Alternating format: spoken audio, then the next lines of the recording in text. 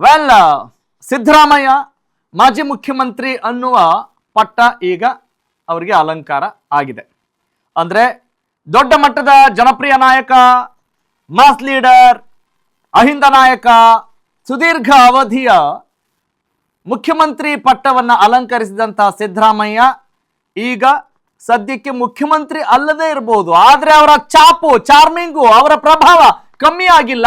ಅವರ ಜನಪ್ರಿಯತೆ ಯಾವುದೇ ಕಾರಣಕ್ಕೂ ಕಮ್ಮಿ ಆಗೋದಿಲ್ವಾ ಅನ್ನುವಷ್ಟರ ಮಟ್ಟಿಗೆ ಅವರ ಅಭಿಮಾನಿಗಳು, ಬೆಂಬಲಿಗರು ಎಲ್ಲರೂ ಕೂಡ ಅವ್ರ ಜೊತೆಗಿದ್ದಾರೆ ಅನ್ನುವ ಒಂದು ಟ್ರೆಂಡ್ ಶುರುವಾಗ್ತಾ ಇದೆ. ಹಾಗಾದ್ರೆ ಹಕ್ಕೀಕತ್ತೇನು, ಅಸಲಿಯತ್ತೇನು?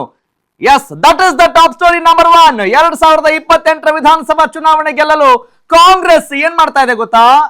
ಟ್ರಿಪಲ್ ತಯಾರಿ ನಡೆಸ್ತಾ ಇದೆ. ಅಂದ್ರೆ ಸ್ಟ್ರಾಟಜಿ ಮಾಡ್ತಾ ಇದೆ, ತಂತ್ರಗಳನ್ನ ಹೆಣಿತಾ ಇದೆ. 2028 ವಿಧಾನಸಭಾ ಚುನಾವಣೆ ಗೆಲ್ಲಲು ಕಾಂಗ್ರೆಸ್ ಯಾವ ರೀತಿ ಬಿಜೆಪಿಯನ್ನ ಮೀರಿಸುವತ್ತ ಬಿಗ್ ಹೆಜ್ಜೆ ಇಡ್ತಾ ಇದೆ ಅನ್ನೋದು ಈಗ ಈ ಕ್ಷಣದ ಟಾಪ್ ಸ್ಟೋರಿ. 2029ಕ್ಕೆ ಕೇಂದ್ರದಲ್ಲಿ ಅಧಿಕಾರಕ್ಕೆ ಬರಬೇಕು ಅಂದ್ರೆ ಕರ್ನಾಟಕ ದೊಡ್ಡ ಮಟ್ಟದ ಕಸರತ್ತು ಮಾಡಲೇಬೇಕು. ಮತ್ತೊಮ್ಮೆ ಅಧಿಕಾರ ಉಳಿಸಿಕೊಳ್ಳಲು 3 ದಾಳಗಳನ್ನ ಉರುಳಿಸ್ತಾ ಇದೆ, ದಾಳಗಳನ್ನ ಹೂಡ್ತಾ ಇದೆ. ಚುನಾವಣೆಗೆ ಇನ್ನು 22 ತಿಂಗಳು ಬಾಕಿ ಇರುವಾಗಲೇ ಬಿಗ್ ಸ್ಟ್ರಾಟಜಿ ಮಾಡ್ತಾ ಇದೆ ಕಾಂಗ್ರೆಸ್. ಅತ್ಯಂತ ವ್ಯವಸ್ಥಿತವಾಗಿ ಹಾಗೂ ನಿಗೂಢವಾಗಿ ಪೊಲಿಟಿಕಲ್ ಗೇಮ್ ಕೂಡ ಈಗ ನಡೀತಾ ಇದೆ. ಕಾಂಗ್ರೆಸ್ನ 3 ನಾಯಕರು 3 ಗೇಮ್ ಚೇಂಜಿಂಗ್ ಟ್ರಿಕ್ಸ್ ಗಳನ್ನ ಬಳಸ್ತಾ ಇದ್ದಾರೆ. ಹಾಗಾದ್ರೆ ಏನದು? 2028ರಲ್ಲಿ ಪಕ್ಷ ಮರಳಿ ಅಧಿಕಾರಕ್ಕೆ ತರುವ ಮಹತ್ತರ ಹೊಣೆಗಾರಿಕೆ ಇದೆ. ಕಾಂಗ್ರೆಸ್ನ ಆ ಸ್ಟ್ರಾಟಜಿ ಕಂಡು ಆಡಳಿತ ಪಕ್ಷಗಳು ಖಂಡಿತವಾಗ್ಲೂ ಫುಲ್ ಶೇಕ್ ಆಗೋದ್ರಲ್ಲಿ ಆಶ್ಚರ್ಯ ಇಲ್ಲ, ಅನುಮಾನ ಇಲ್ಲ ಅನ್ನೋದು ಸದ್ಯದ ಸುದ್ದಿ. 2028 ವಿಧಾನಸಭಾ ಚುನಾವಣೆ ಗೆಲ್ಲಬೇಕು ಅಂತ ಹೇಳಿದ್ರೆ ಕಾಂಗ್ರೆಸ್ ಸಹಜವಾಗಿ ಸ್ಟ್ರಾಟಜಿಯನ್ನ ಮಾಡೇ ಮಾಡತ್ತೆ.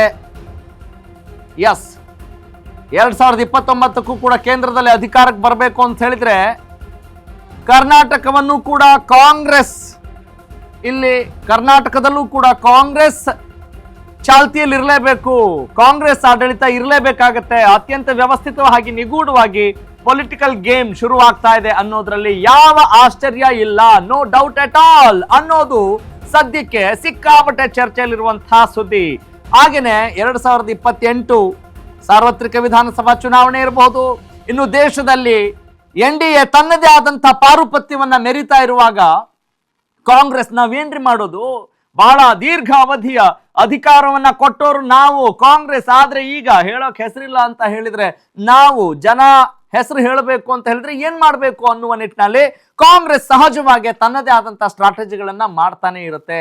ಆ ಕಾರಣಕ್ಕಾಗಿ ತನ್ನ ಪಡೆಯಲ್ಲಿರುವಂತಹ, ತನ್ನ ಸೇನೆಯಲ್ಲಿರುವಂತಹ ಕಾಂಗ್ರೆಸ್ನ ಪ್ರಬಲ ನಾಯಕರು ನಿಜಕ್ಕೂ ಕೂಡ ಏನಾದ್ರೂ ಕರಾಮತ್ತು ಮಾಡಲೇಬೇಕಾಗತ್ತೆ, ಕಸರತ್ತನ್ನ ನಡೆಸಲೇಬೇಕಾಗತ್ತೆ. ಹಾಗಾಗಿ ಸಿದ್ದರಾಮಯ್ಯ ಅನ್ನುವ ಒಂದು ಪ್ರಬಲ ಅಸ್ತ್ರವನ್ನ ಅವರು ಉಳಿಸಿಕೊಳ್ಳಲೇಬೇಕು, ಬಳಸಿಕೊಳ್ಳಲೇಬೇಕು.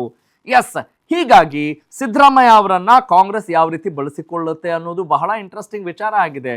ಅಫ್ಕೋರ್ಸ್ DK ಶಿವಕುಮಾರ್ ಸದ್ಯಕ್ಕೆ ರಾಜ್ಯದ ಮುಖ್ಯಮಂತ್ರಿಯಾಗಿ, ಕಾಂಗ್ರೆಸ್ನ ಪ್ರಭಾವಿ ನಾಯಕರಾಗಿ, ಸಂಘಟನಾ ಚತುರರಾಗಿ ಕೆಲಸ ಮಾಡ್ತಿರಬಹುದು. ಆದರೆ without Siddaramaiah, I repeat, without Siddaramaiah Congress ಬಹಳಷ್ಟು ಮುನ್ನಡೆಯನ್ನ ಕಾಯ್ದುಕೊಂಡು ಹೋಗ್ಲಿಕ್ಕೆ ಸಾಧ್ಯ ಆಗೋದಿಲ್ಲ. ಪ್ರಬಲ ಸಮುದಾಯ ಕುರುಬ ಸಮುದಾಯ ಕೂಡ, ಕುರುಬ ಸಮುದಾಯದ ಒಂದು ಪ್ರಬಲ ಶಕ್ತಿಯಾಗಿ ಹೊರಹೊಮ್ಮಿರುವಂತಹ ಸಿದ್ದರಾಮಯ್ಯ ಅವರನ್ನ ಕಡೆಗಣಿಸುವ ಮಾತೇ ಇಲ್ಲ, ಚಾನ್ಸೇ ಇಲ್ಲ.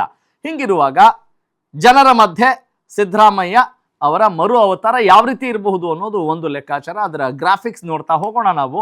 ಯಾಕಂತ ಹೇಳಿದ್ರೆ ಸಿದ್ದರಾಮಯ್ಯನವರ ಶಕ್ತಿ ಎಂಥದ್ದು ಅಂತ ಈಗಾಗಲೇ ಎಲ್ಲರಿಗೂ ಕೂಡ ಗೊತ್ತಿದೆ. ಅಹಿಂದ ಮತ ಬ್ಯಾಂಕ್ ಉಳಿವಿಗೆ ಕಾಂಗ್ರೆಸ್ ಒಂದು ದೊಡ್ಡ ತಂತ್ರಗಾರಿಕೆಯನ್ನ ಹೆಣಿತಾ ಇದೆ. ಜನರ ಮಧ್ಯೆ ಸಿದ್ದು, ಹಾಗಾಗಿ ಮರು ಅವತಾರ ಅಂತ ನಾವು ಇಲ್ಲಿ ಆ ಪದವನ್ನ ಬಳಸ್ತಾ ಇದ್ದೀವಿ. ರಾಜ್ಯದ ಜನರ ಮಧ್ಯೆ ಜನಪ್ರಿಯ ಸಿದ್ದು. ಯಾಕಂತ ಹೇಳಿದ್ರೆ ಅಶ್ವವೇಗ ಒಂದು ಸರ್ವೆ ಮಾಡಿದಾಗ ಜನಪ್ರಿಯ ರಾಜಕಾರಣಿ ಯಾರು ಅಂತ ಕೇಳಿದಾಗ ಮೊದಲ ಸಾಲಲ್ಲಿ ನಿಂತಿರೋದು ಯಾರು ಗೊತ್ತೇನು? ಎಸ್, ಸಿದ್ದರಾಮಯ್ಯ, ಮಾಜಿ ಮುಖ್ಯಮಂತ್ರಿ, ಅಹಿಂದ ನಾಯಕ ಸಿದ್ದರಾಮಯ್ಯ ಅವರ ಒಂದು ಮಹಾಯಾತ್ರೆ ಇಲ್ಲಿ ದೊಡ್ಡ ಮಟ್ಟದ ಸಂಚಲನವನ್ನು ಸೃಷ್ಟಿ ಮಾಡೋದ್ರಲ್ಲಿ ಯಾವ ಅನುಮಾನ ಇಲ್ಲ ಅನ್ನೋದು ರಾಜಕೀಯ ಪಂಡಿತರ ಲೆಕ್ಕಾಚಾರ. ಮತ್ತು ಕಾಂಗ್ರೆಸ್ ಪಡಸಾಲೆಯಲ್ಲೂ ಕೂಡ ಇದಕ್ಕೆ ಮಹತ್ತರವಾದಂಥ ಬೆಲೆ ಇದೆ. ಸೆಪ್ಟೆಂಬರ್ ಮತ್ತು ಅಕ್ಟೋಬರ್ ನಂತರ ಸಿದ್ದು ಯಾತ್ರೆ ಬಹುತೇಕ ಖಚಿತ. ಸಿದ್ದರಾಮಯ್ಯ ಅವರನ್ನ ಸದ್ಬಳಕೆ ಮಾಡ್ಕೊಳ್ಬೇಕಲ್ರಿ. ಬ್ಯಾಂಕಲ್ಲಿ ಸಿಕ್ಕಾಪಟ್ಟೆ ದುಡ್ಡಿದೆ ಅಂತ ಹೇಳಿದಾಗ ಬಳಸ್ಕೊಂಡ್ರೆ ಮಾತ್ರ ತಾನೇ ಅದಕ್ಕೆ ಬೆಲೆ ಬರೋದು. ಅದೇ ರೀತಿ ಪ್ರಬಲ ಅಸ್ತ್ರವಾಗಿ ದೊಡ್ಡ ಆಸ್ತಿ ಅಂತ ಹೇಳಿದ್ರೆ ಸಿದ್ದರಾಮಯ್ಯನವರು ಕಾಂಗ್ರೆಸ್ ಪಾಲಿಗೆ ಅಂತ ಹೇಳಿದ್ರೆ ಅದರಲ್ಲಿ ಯಾವ ಅನುಮಾನ ಇಲ್ಲ, ಆಶ್ಚರ್ಯ ಇಲ್ಲ ಅನ್ನೋದು ಸದ್ಯದ ಸುದ್ದಿ. ಸರ್ವ ದಿಕ್ಕುಗಳಲ್ಲೂ ಕೂಡ ಸಿದ್ದರಾಮಯ್ಯ ಸಾರ್ವಜನಿಕ ಸಭೆಯಲ್ಲಿ ತಮ್ಮ ಗುಟ್ಟರನ್ನು ಹಾಕಲಿದ್ದಾರೆ. ಟಗರು ಸುಮ್ಮನೆ ಕೂತ್ಕೊಂಡ್ರೆ ಚೆನ್ನಾಗಿರಲ್ಲ, ಇನ್ನೂ ಕೂಡ ಹಿರಿಯರಾಗಿದ್ರೂ ಕೂಡ ಉತ್ಸಾಹಕ್ಕೆ ಯಾವುದೇ ಕುಂದುಕೊರತೆ ಇಲ್ಲ ಅನ್ನೋದನ್ನ ಅವರ ಮಾತುಗಾರಿಕೆಯಲ್ಲಿ ನಾವೆಲ್ಲ ನೋಡ್ತಾ ಇರ್ತೀವಿ. ಸಮುದಾಯವಾರು ಸಮಾವೇಶವನ್ನ ಆಯೋಜಿಸಲಿದ್ದಾರೆ. ಮಾಜಿ ಮುಖ್ಯಮಂತ್ರಿ ಸಿದ್ದರಾಮಯ್ಯ, ಕಾಂಗ್ರೆಸ್ನ ಆಸ್ತಿ ಸಿದ್ದರಾಮಯ್ಯ, ಕಾಂಗ್ರೆಸ್ನ ಶಕ್ತಿ ಸಿದ್ದರಾಮಯ್ಯ.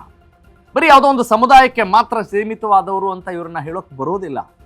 ಅಹಿಂದ ನಾಯಕ ಅಷ್ಟೇ ಅಂತ ಹೇಳೋಕ್ ಬರೋದಿಲ್ಲ. ಇವರು ಪ್ರಬಲ ನಾಯಕ, ಎಲ್ಲರಿಗೂ ಕೂಡ ಇಷ್ಟವಾಗುವಂಥ, ಜನಪ್ರಿಯತೆಯನ್ನು ಗಳಿಸಿಕೊಳ್ಳುವಂಥ ಮತ್ತು ಆ ಉತ್ಸಾಹವನ್ನು ವಿಸ್ತರಿಸುವ, ರಾಜ್ಯದ ಜನಮಾನಸದಲ್ಲಿ ಯಾವಾಗಲೂ ಕೂಡ ಅಚ್ಚಳಿಯದೆ ಕೂರುವಂಥ ಒಂದು ಹೆಸರು ನಂದು ಅಂತ ಸಿದ್ದರಾಮಯ್ಯನವರು ಈಗಾಗಲೇ ಬರೆದು ಬಿಟ್ಟಿದ್ದಾರೆ.